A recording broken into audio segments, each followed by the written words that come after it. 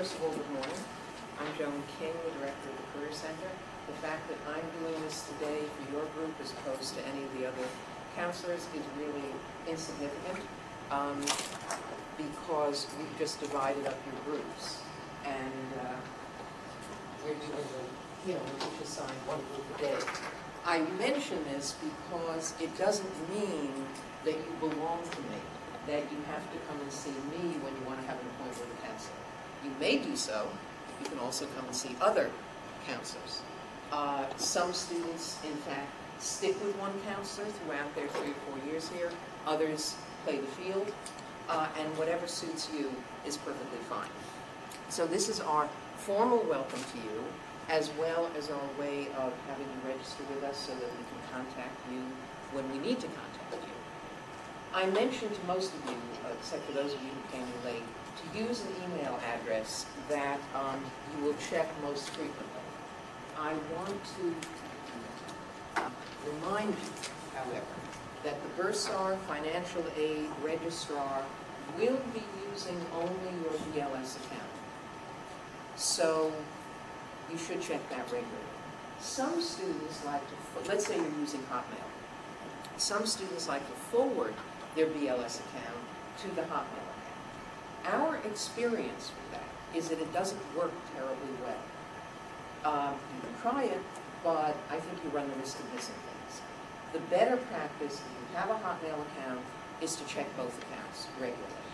By regularly, I really mean once a day, because if we email you about an important event that we may not have gotten notice of until the day before, you may not have much time, and if you only check your email once a week, you're going to miss things. Job opportunities, events, and so forth. So that's just a reminder.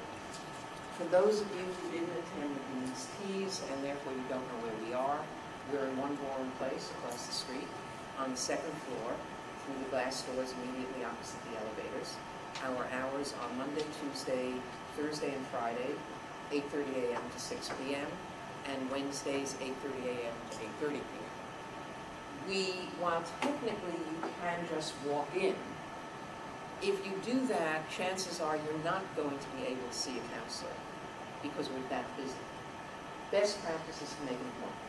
If you have an emergency, you tell that to our support staff, and we'll deal with it. We also offer regular walk-in hours every day from 12:30 to 1:30 in this building on the 4th floor in the entryway to the dining hall. And there's a counselor on duty every day during that period of time. You can answer quick questions. You can pick up handouts that we have in the Career Center that we bring over. Most especially, you want to read Career Center News. A little show and tell here. Career Center News, this is what it looks like. Comes out on the 1st and 15th of every month. So watch the dates. These are available at our annex, which is what we call our 4th floor open hours. Also in the kiosks downstairs in front of the elevators, in One Borum in front of the elevators, and of course in the Career Center. So we hope we will see you a lot over there. Now, let me just tell you quickly what this is going to involve. And right now, I'm going to give a demonstration of our job listings, as well as the personal profile. That is all set out in an instruction sheet that's in this packet that I'm going to hand out when we're done. And I have to hand these out by calling your names, because on the instruction sheet are your personal ID and password to get into the system. So that's what I'm going to do at the end. Also in this packet are our career planning manual and our public service handbook, for those of you particularly interested in government and public interest. Call your attention specifically to the resume formats in the back of the manual. We strongly recommend that you format your resumes when you're ready to do this. In these formats, we found that they work very well. They're very clear. We've been complimented on those formats, so that's what we think you ought to do. I'm also going to hand out a summer timeline and basically just give you a very brief overview of the summer situation. So first, I want to show you the website. You've all, no doubt, gone on the website. You've gone into the Career Center. And once you're in the Career Center site, and by the way, if you haven't browsed around the Career Center site, I would encourage you to do that. On this site, you will see, under general information, our biographies of the counselors and other information. You can get to job listings either through job listings or through current students. If you happen to be there for another reason, you click on that, and here's where, if you've been fooling around with this, you've come to this and you can't get past it. This is the ID and password which you will be receiving today. I would encourage you not to share it with anyone outside of the law school, since the jobs you will be seeing here are listed specifically with Brooklyn Law School. They may also be listed with other schools, but sometimes they are only listed with Brooklyn Law School. Here's the page, okay? You will see it references EmployerNet. EmployerNet is a commercial site that you may be very well aware of. They enable us to be online with our listings, and we don't have to worry about the server. This is not, however, employernet.com. You don't want to sign on that way. You want to sign on in the way I've just shown you to be sure that you will see the Brooklyn Law School job listings. You will also get, however, any listings that EmployerNet posts at the same time. Before we look at the job listings, I just want to show you something very important, your personal profile. And here's where I'm going to get back to email. Now, when you open up your personal profile, it will be more populated than mine is. It will have your address, it will have your telephone number, and it will have your Brooklyn Law School email. You may change that anytime you want. Just be aware that this is the module that we will use to get in touch with you. When we send email, we're not sending it through Francis Chin's module. Francis is our webmaster, by the way. We are sending it through the EmployerNet module. So let's say you have a Hotmail account. You put it in, joan@hotmail.com. And then in a month or so, you decide you don't like Hotmail. You don't like the service, and you change it to Earthlink. You got to change it in here. Otherwise, you're not going to get our emails. And I will tell you, I just sent a global email this morning to everyone about a welcoming reception at the City Bar Association for law students. If you didn't get it, that's a test as to whether your profile is properly filled out and or you're checking your email, okay? Because I got a lot of bounce back, by the way, Francis, a lot of bounce back emails. Okay, so that's the email. Now, also in your personal profile, you have an option to receive job mail or not.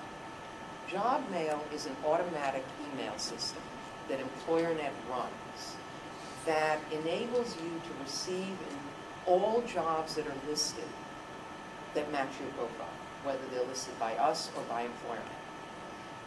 So if you're looking actively or you just want to browse around, click yes, receive job mail. Let's say that you've been looking for a summer job and you've now found a summer job. You may want to turn off job mail temporarily, and you can certainly do that. Your personal profile is yours to deal with. I'm not going to go through all of this. You're all more than capable of doing this. Certain things will be pre-selected for you. Make sure that the information is accurate. Primary practice areas. I would urge you not to just click on one or two practice areas. Go through the whole thing like that so that you're sure you're getting every listing that might interest you. If you only really want a particular area, that's one thing, but I would recommend that you do it this way.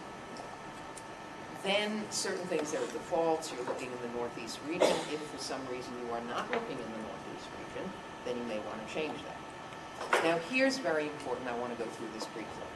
Your line, of course, is law student. Law student permanent means graduate jobs, and that's what you'll be looking at in your last year. Law student full-time does not mean you, unless there are any evening students here. This describes the status of the job.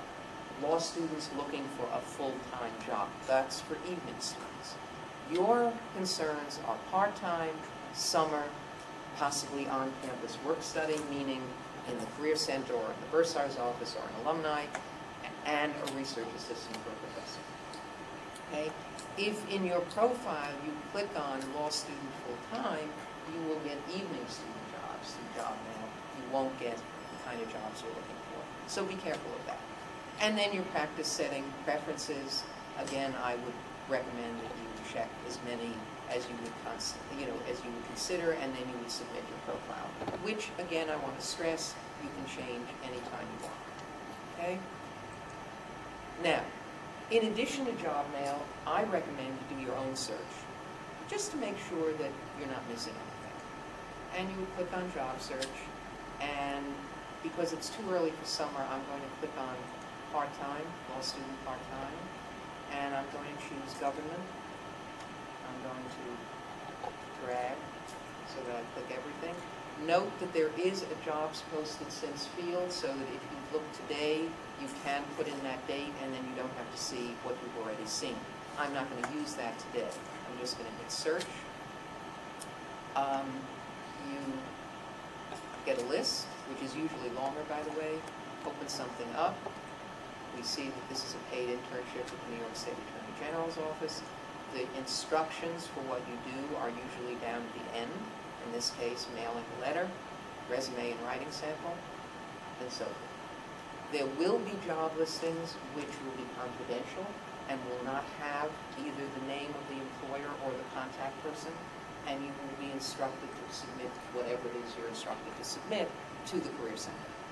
Does anyone have any questions about this?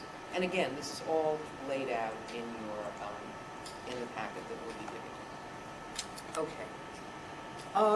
Typically, and I'm going to hand these timelines out while I'm talking, typically your job search for the summer will begin after finals.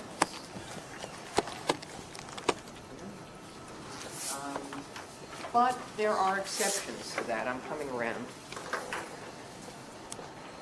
And that's what I want to mention today.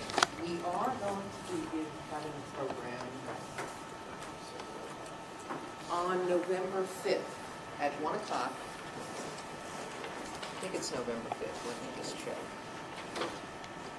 Yes, November 5th at 1 o'clock. It's a very popular program. It's our summer job search strategies for first-year students. And at that program, we will go through very in detail the options for you for the summer. And also, Professor Stacy Kaplow, who's the director of our clinical programs, will be there to give you a brief overview of the clinical opportunities for the summer. By the way, there will also be a very detailed clinical information session in January, but we just want to give you an overview in November. We are not suggesting that you have to worry about this. I mean, did I say November 5th? Yeah. I didn't mean October 5th. I meant November 5th for that program. We're not suggesting that you need to worry about this, but we want you to feel comfortable about what's coming, what you need to think about. So the exceptions to you don't have to do anything till after finals are, if you want to intern for a federal judge this summer, you will need to come and see us in November. That's on your timeline. Now, some of you may be thinking, well, should I want to intern for a federal judge this summer? You may want to come and make an appointment with a counselor to discuss that, and we'll be happy to do that. The other exception is government summer honors programs. Now, don't be scared by the word honors. That usually means they're paid as opposed to unpaid. They have some early deadlines. For example, the CIA deadline is September 30th. The Environmental Protection Agency is October 7th. The FBI is November 1st. The FTC, the Federal Trade Commission, is September 30th. Most of them will have December 1st or 30th deadlines. But again, this is an exception to you don't have to do anything until after finals. And I will tell you that there will be plenty of summer positions. There are also wonderful clinical placements, which the clinic permits you in the summer to turn into work study. So those of you who are eligible for federal work study can have a paying job by using work study in the summer if you have an award. But again, these are the exceptions, and we need to let you know this. In the Career Center, there's a handout on the federal government honors programs if you didn't attend the session on Monday.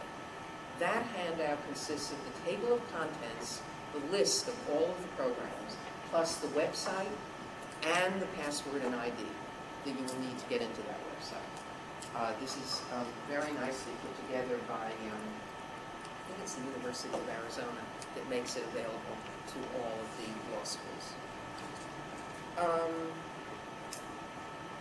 I think that's really all I want to cover with you before I hand out these packets. Do you have any questions? Anyone have any questions? No questions. Okay. Has anyone not received from me a registration form? So one or two people came in, yes. Okay. Please fill this out. Oh, I'm going to pen too. And I will now start calling your names. If those of your friends who aren't here, or I should say your classmates, I don't hope you have friends, please tell them that, yes. I didn't get one of those. Oh, sorry. Please tell them, thank you, Francis, that they're going to have to watch this one way or another before they get their ID and password. We have one more set of sessions on Monday, and otherwise they're going to have to come to our office and watch the web link there before they get their password and ID. And by the way, this is not a punishment. It's because we feel very strongly that if you all have this brief introduction to us and what we do, it makes you, or puts you in a much better position to use us as often as we hope you will use us. There was a question, yes. Regarding the writing samples, is that specifically a law school writing sample, or could be any other writing sample? Well, the question is, if you didn't hear, regarding any writing samples that might be required early on, are they law school or are they not? It depends. Ideally, they are law school writing samples, yes, if you have them. So if you're applying to the CIA by September 30th, you may not have one. And in which case, you would use something, a good piece of writing that you did in college. Or if you worked after college, that perhaps you prepared after that. Really, for most positions, it's to see how you write. For some positions, federal internships, for example, or any kind of judicial internships, there's also an element of research in how you deal with the facts and the law and so forth. But if you don't have it, and it's an early deadline, people will understand. Okay. It's a good question. A question that came up yesterday in the session I did was, I mentioned resume formats. Do we give cover letter formats? And the answer is no. We do not give samples of cover letters because we don't want you all writing the same cover letter. We discuss the concept of the cover letter philosophically, if you will, in the manual. And then, of course, we will help you edit your drafts. That's what we do. You're going to come to us and show us your resumes and your cover letters. And while I'm on that subject, let me urge you not to apply for anything before you show us your cover letter and resume, because you've only got one shot at that particular opportunity. And I have seen too many really poor efforts, and you're not going to get an interview that way. So it's really much simpler to come to us first. Also, as you go through law school, your cover letters will change. Not only the information, but the whole tone of the cover letter. You're going to mature. You're going to perhaps have different interests or a different viewpoint. You don't want to just whip out your first year cover letter and use it when you're in your second and third year. So it's a constant keeping in touch with us, and that's what we want to do, and we hope that you will do that. Okay, I'm going to hand out the packets.